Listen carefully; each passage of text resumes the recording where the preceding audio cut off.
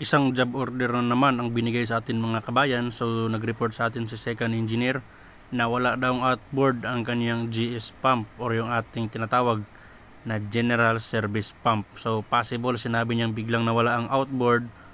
So malamang titingnan natin dito yung ating outboard globe valve ng ating GS pump. So eto nga, sinimulan na namin yung pagbabaklas ng pipings para mapasok natin yung pinaka globe valve nito. Meron siyang code na 5K100. So hindi to basta-basta, mabigat din to dahil malaki nga. So kailangan nating baklasin to kasi kailangan natin itong i-general overhaul. So malamang niyan nagkaroon na yan ng mga kalawang sa ilalim na nagpapahirap sa kanyang mismong valve seat para maka-open and close. So ginawa ni second engineer, nilinisan niya muna dito lahat ng tornilyo na mayroong pintura para hindi tayo mahirapan sa pagbaklas ng mga tornilyo. Once okay na, tinanggal muna namin itong ating butterfly valve para makabaklas natin yung tubo para magkaroon tayo ng opening sa ating globe valve. So kailangan natin i-isolate or i-open dito yung ating next na area para makabaklas tayo ng maayos sa ating globe valve. So tanggalin na rin natin mga pare ko yung isa pang bypass or yung ating cooling sa ating emergency backup. So ayan, nakikita nyo medyo kalawang na rin yung kanyang tubo, gawa nga ng hindi rin minsan ay exercise ito. So ayan, babaklasin natin yung ating pinaka-target dito, yung ating main globe valve discharge ng ating general service pump. So ginawa ni second engineer, tinanggal niya muna dito yung ating hand wheel para makapag-open siya ng maayos sa ating bonnet dito. So ayan na, naalog-alog na. So dito kailangan nating silsilin dahil first time itong mabaklas simula dahil ang barko nga ay galing pa ng Japan. So ayan, bubuksan natin para makita natin kung ano nga ba ang sitwasyon at laman ng loob ng ating discharge ng globe valve nito, kung ito ba ay kailangan na talaga sa general overhauling. So pagbaklas para nito mga parikoy, laging tandaan napakatigas niyan kasi original na gasket yan, ginamitan niya ng pandikit ng mga Hapon. So ayan, pag galing Japan, normally ganyan yung kanyang gasket. So dito nakikita natin mga parikoy na yung ating valve nga dito ay hindi na maangat at hindi na rin ma-close. So malamang niyan, kinain na ng kalawang yung pinaka base niyan. So nahihirapan na siyang iangat at mag-close. So ito, non-return type ang ating valve dito. So yung valve seat niya mismo mga parikoy, hindi na natin siya maiangat. So unahin natin itong other side. Kailangan natin tanggalin mga parikoy yung lahat ng old na gasket dito. So ayan, kahit ginamitan na ng grinder, napakatigas pa rin ng gasket na ginamit ng original galing sa Japan. So magandang klase yan. Normally pagka ganitong binaklas mo yung galing sa Japan, masisira talaga yan. So dapat naka-prepare kayo or bago nyo magkaroon ng PMS or job order, naka-prepare na meron kayong pamalit kahit na rubber gasket lang, basta mayroong ply. So ito na yung valve seat natin. Ayan, yung pinaka-valve natin. Kailangan din natin itong grinderin. Tanggalin natin dito yung mga kalawang at iba pang mga naninikit dito ng mga marine growth at saka sea creatures. So ayan. So kapag malinis na, tanggal na yung mga dumi dyan. So syempre lahat ng side ay dapat malinisan. Kasi ito, kung nakipapansin nyo kanina, napakalawang niya. Pero kung tutusin, ito po ay gawa sa bronze. So ayan o, bronze po yan. So malamang kanina kinain lang siya ng or nabalot ng kalawang at saka marine growth. So nahirapan siya. So dito nakikita nyo, walang connection yan or hindi buo ang kanyang stem at saka yung mismong valve. So kailangan natin itong talian ng goma para maikot natin mamaya sa ating pagkakaroon or pagsasagawa mamaya ng valve lapping sa ating valve seat at saka mismong valve.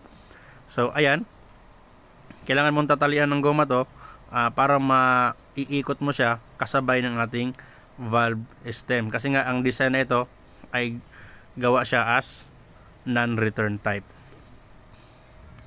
So ito naman, ang kabilang side, kailangan nating baklasin kasi dapat nating i-check dito kasi meron daw leak sa ating packing gland or sa ating stem. So sa kabilang dako naman, kailangan nating i-chipping gun yung loob ng valve. Gawa nga ng puno na rin siya ng mga marine growth. So laging tatandaan, pag mag-chipping, wag nyong i-chipping yung pinaka mismong valve seat nya kasi masisira yan at magkakaroon na mismo ng leak. So sa paglalaping naman, meron tayong dalawang ginagamit ito, letter E, which is yung coarse. So unahin nyo dito yung grinding compound na coarse ang kanyang compound. Ibig sabihin mabato or madahol. So ganyan. Pag bato-bato muna ang inyong ilalagay dyan, makukuha niya dun mismo yung pinakauna or mga matitigas na mga marine growth or anuman yung mga nakaharang doon sa ating valve seat. So ayan, mapapansin yung ating valve seat dito, kalawang yan, oh, yung pabilog na yan sa gitna, kalawang yan. Ito yung tinuturo ko dito, kalawang yan. So after nyo maiikot-ikutan yan ng naka-course na ating grinding compound, ay lalabas ngayon dyan yung kanyang pinakakulay. So ganyan lang, kailangan mo ng konting diin, iikot-ikutin mo. So pagka naglagay ka pala ng ating grinding compound, huwag mong kalibutan, lagyan din ng kaunting langis para mas magaan or mas madali at madulas yung kanyang ikot na matanggal yung mga marine growth dito. So ito nga ang ginamit namin, una letter E, which is ang equivalent niya is E is coarse. So ang pangalawang gagamitin natin mamaya is yung fine. Yan, fine for finishing. So finishing siya. Kung mapapansin nyo, meron kaming asetera dyan kasi kailangan natin ng langis. Konting-konting langis lang sa paglalagay. So after mag-grind ng ilang ulit, ganito ang magiging itsura niya. Lalabas ulit dyan yung pinaka-bronze ng ating valve. So yan yung closing and opening ng ating valve mismo sa kanyang tinatawag na valve seat. So magkakaroon siya ng positive closing and positive opening. Gawa nga ng seat to seat na ngayon ang kanilang pag-open at pagsasara.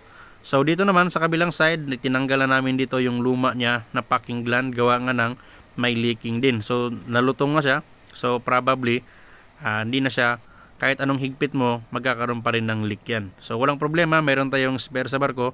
So unang gagawin, grasahan mo muna mga parikoy yung pinaka thread ng iyong valve. So ipapasok mo galing sa ilalim lahat ang pasok niya, na hindi pwedeng ipapasok sa kabilang side yan. So papasok mo yung valve stem niyan, papasok mo muna dito unang-una yung panghigpit sa ating packing gland. So ayan, hihigpitan mo yan galing din sa ilalim. So dito makikita natin na maganda na ang ikot ng ating valve unlike before. So ayan, dahil okay na nga, ito na ngayon yung ating packing gland. So depende naman ito sa diskarte ng pagkakabit mo. Yung iba pinupukpok para mas madaling ipasok, yung iba ginagrasahan. So wala pong problema kahit saan ang inyong gagamitin. Ang importante lang po, maikabit ng maayos yung ating mga packing gland. So pinaka-purpose or pinakagamit ng ating packing gland dito para hindi magkaroon ng leak or seawater leak, kung ano man ginagamit na element na dumadaan dito, hindi siya magkakaroon ng leak galing sa inside ng valve palabas dito sa ating valve stem. So ang valve stem kasi umiikot yan, so dapat meron siyang airtight seal dito, which is ginagampanan yan ng ating mga packing gland. So ganun lang, ikot-ikot mo, sabay tulak, ikot, sabay tulak na naman, alalayan mo lang siya hanggang sa totally mag-balance sa ilalim. So pag okay na, nakikita mo naman, lumapat na lahat sa ilalim. So panghuling lapat mo, pantay lang dito sa ating pinakataas ng bonnet. So ayan nga, pag okay na, hihigpitan mo na ngayon mga parikoy yung ating panglock or panghigpit, pang-flatten ng ating packing gland. So once na hinigpitan mo, testing mo rin mga parikoy yung pag-open and closing ng yung valve para makikita mo dito na hindi siya sobrang higpit, hindi rin siya sobrang luwag. So dito naman, dahil sinabi ko kanina nasira ng yung gasket galing Japan, laging nakahanda dito yung ating rubber gasket na may ply. So pag gagawa ng gasket, di mo na kailangan ng pattern. Pwede mong gawin to, applicable to as per experience. Normally, ginagawa to sa lahat.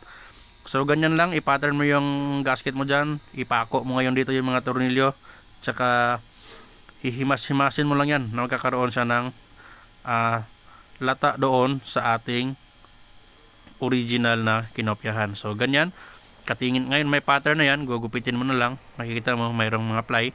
So kapag okay na yan, makikita mo perfect talaga yan, 100%, basta tama lang yung pagkakapalo nyo sa lahat ng butas. So pinasok na natin dito ngayon yung ating pinaka valve at ibabalik na rin natin mga parikoy yung ating bonnet dito. So ayan na nga, okay na. So ibabalik na lang natin lahat ng tornilyo dito. Nagpalit na rin tayo ng mga stud bolt, yung iba kasi luma na, so may spare naman tayo, nagpalit tayo, at yung ibang tornilyo pinalitan na rin natin ng bago. So ganyan lang mga parikoy, hihigpitan mo na ulit. So nag-solve na ngayon yung problema ng second engineer tungkol sa kanyang outboard ng ating glow valve. So sa tulong na rin ng ating mga kasamahan. Maraming salamat sa inyong panonood mga parikoy.